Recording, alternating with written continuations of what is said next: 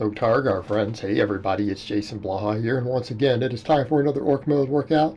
Today was max effort bench day, upper day, whatever we want to call it. Just a quick reminder, please click like down below. Fatigue caught up today. The lifts, particularly the inclining, wasn't so phenomenal. A long streak of PRs just came to an end. I was predicting that would happen. I'm surprised it didn't happen last time. I got a PR, and it was easy. I was almost worried I was going to miss it. But I started to do the wider grip bench. I've only done it one time recently. We did it last workout, and it felt okay. Today I started warming up. It just didn't feel good on my shoulder. So I'm like, let's go to the medium grip. I ran the phase of the wider grip floor pressing. I was hoping that would carry over. I've gotten stronger on the incline bench with the wide grip. Hoped it was carry over. My shoulders just don't like it. So I'm going to run back through some narrower gripping for a while. And I did medium grip today. And we ended up just doing 300 with 40 pounds of chains. Lockout was tough against those chains. I need to keep hammering those triceps again. I've kind of have done some different tricep stuff instead of some of the things that I know really built my triceps. Really built my triceps to get me to that 352 close grip a while back. So we know that we just need to keep hammering triceps. They're going to need to be a priority. And I'm going to go back and mess with some narrower benching again, just like I had been doing up until that stalled. And then I messed with the floor press and everything. Incline. My chest gave out today. So people noticed that the Santa hat on the little preview, it fell off on the second one, so I didn't put it back on. I felt like it messed me up because the hat fell off. It threw me off a little bit, even on the 225 ramp up. And I don't know, I felt like I wasn't strong enough to keep it in the groove, and I was partially wondering if it was just the hat falling off, throwing me off. But when I went for the PR, my chest just gave out. So the 225, you guys will notice kind of my normal sticking point appeared even here.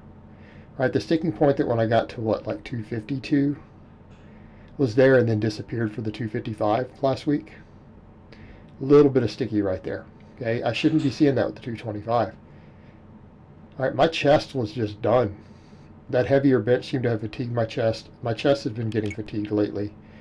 And a lot of it has to do, one reason I've gone back over to all this rep work, I felt like all the 3s and 5s were starting to beat me up, so it's going to go back to maxes and 10s, right? Largely what I'm going to do.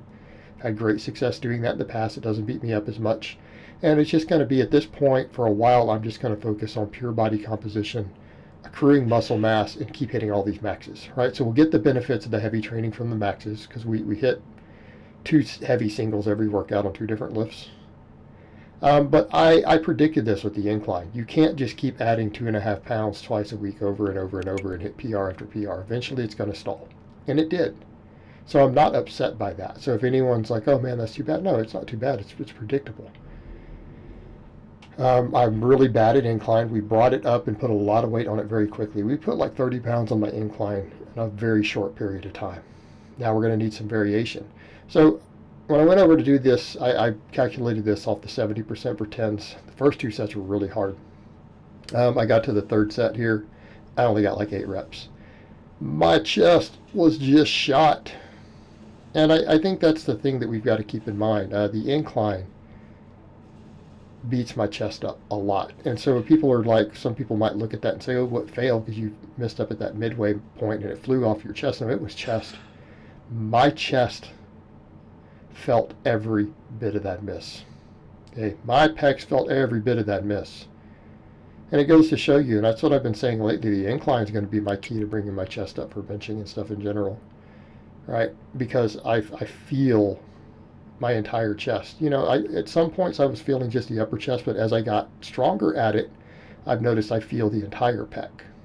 Okay, when I do incline sets, limit sets, or when I hit a max, I'm noticing more and more I feel everything from the collarbone all the way to the top, all the way down to the lower chest, right? Everything down to the nipple, I feel all of it. Okay, so we know that we need to work on that incline because I've been weak at it, and it really, really hammers that entire muscle. It's a very effective movement for me, probably because I have long arms and it's a deep, deep range of motion for me. But I feel like that'll help improve my close gripping because it seems to hit my chest very hard. It'll increase all my benching over time. I just have to get stronger at it. But in the meantime, I can do a bunch of close grip variations again, J-arm presses, and we'll get my close grip right back to moving again. I have a feeling we'll do that. I've just got to be willing to program off the variations. What do we mean? Chains and bands. So I think next session I'll come in and I'll work with chains. And I'll probably rotate, like you guys are seeing me rotate in some chains while rotating the different bars on all the squatting and stuff, right? Which has been very, very effective. I think that's what we're going to do here. Just like we're going to do the same thing with good mornings coming up. I'm going to start working in just different chain weights in the 2 different bars. And I'm not going to do a lot of heavy deadlifting. I'm going to just max out. Probably after it's first starting the year, I may only max out like once every 3rd training session, every lower session, for example. And then focus on maxing on the squats in the good mornings and do some rep work on the deadlifts based upon that a little bit, and use all the other lifts to build my deadlifts. That's how I got to the 615 before. Pretty easily, just supplemental work, focusing on body composition, muscle in the right areas. So we're just going to keep getting thicker. Focus on the maxes. Use the maxes for programming purposes, and use all these different variations. So it's going to be a lot of close grip, I think. Because I had to experiment. I wanted to mess with the floor press for a phase just to take the break off the close gripping. I wanted to do that. And then I wanted to see if, as I got stronger at it a little bit for a few weeks, if it carried over the wide grip benching, if it felt good on my shoulders. And, it turns out it really didn't. So, fair play. We'll work close grip, and then we'll use the incline to build the chest. You guys will notice I got to this rep work on the incline. This is only 180 pounds. I did a single, and it felt almost like a max. Felt like I only had like 1 rep in reserve. Same thing. I rested about a minute, got back under it, said, let me try one more time, get tight. Did 2 reps. And notice these are fairly slow. Notice that little bit of stick right there on the 2nd rep. We don't see that for 10 rep sets. It should have been 10 rep sets. We don't see that till rep 6 or 7 usually. My upper threshold chest fibers were just done. They're completely done. That miss and then that rep work on the close grip after, it's all my chest had today. And that's okay. I've been doing a pretty large amount of incline work twice a week for the last couple weeks. So what do we need to do? We'll keep working the incline. We'll just start doing chain variations of it. So now that I missed, what do we do? Since we missed a string of PRs, we need to max on a variation of it, train a variation of it. We'll work chains. And the chains work because I'm a little weaker at the top half anyways. All right? We're going to do some chain incline. In the meantime, I'm going to work on a bunch of J-arm presses. We'll work on a bunch of close grip pressing as a main bench for a bit. And that's what we're going to ride out for the pressing strength. And I'm going to quit doing, I've been doing for a little bit, quite a bit of band work on the off days. I'm noticing I'm not recovering from it. So I'm going to come over to where I just do some band work again at the end of my bench days. I'm going to work J-arm presses again. Work on getting these real strict this time. As you guys notice, I'm doing super strict, starting fairly light to force me to get strict, and I'm going to have to micro load with this super strict technique. All right, got to blow those triceps up. And this will help do it. And then at the end of the sessions, I can do a little bit of band work. And then I'm going to have not touch my triceps. I keep hitting that upright. That happens to me a lot on the J-arm press. Probably need to slide further down. Set the J-hooks a little lower to unrack it. I'll remember next time. Got to get in the groove on it. These felt good.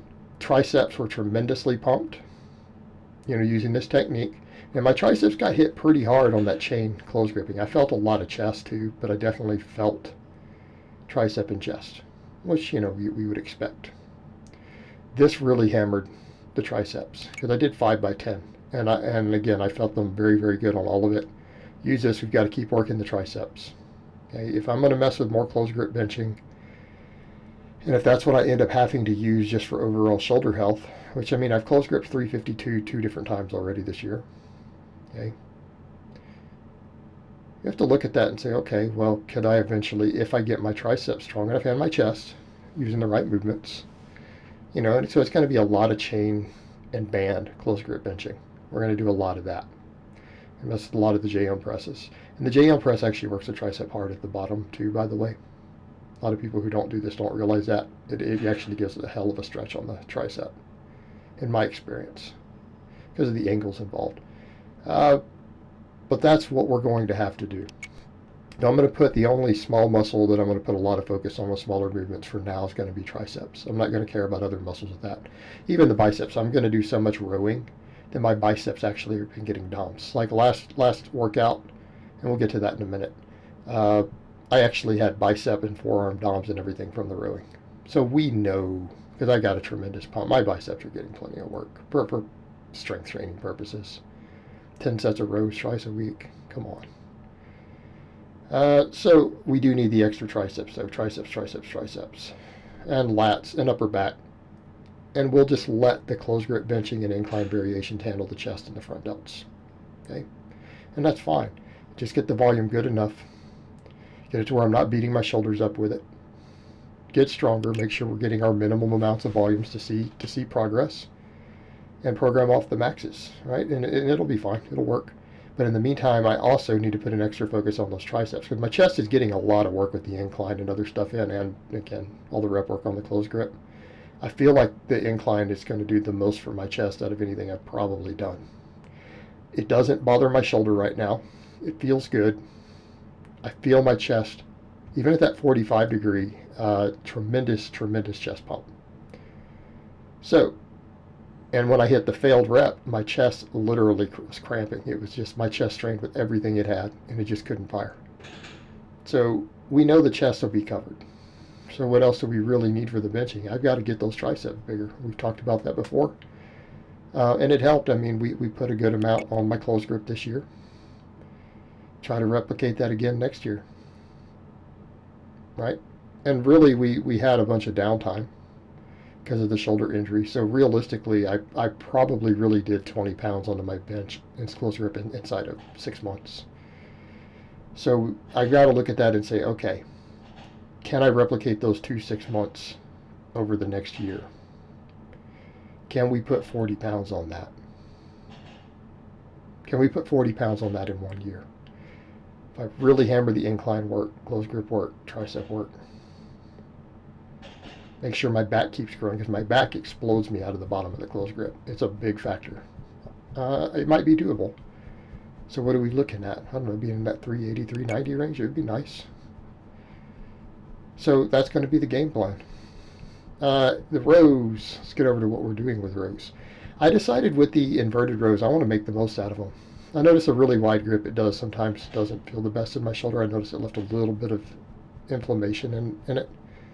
So I like the narrower grip on those, and I want to get real strong on it. So I decided, okay, if we're going to get the most rear delt work, because these all work the rear delts, this is a wider grip with this bar. Okay, it's a wider grip. Also, the angle involved tends to hit the upper back a little more than the lat. I feel a ton of lat. Don't get me wrong, my lats get pretty lit up by these. But technically, this is going to be better for the rear delts. Like, it actually gives me the best angles possible for that. You know, realistically speaking, whereas in the inverted row hits all of it, technically the angles might be slightly better for lats. And we're working 2 angles, just like on the benching. You know, we're working a couple different angles.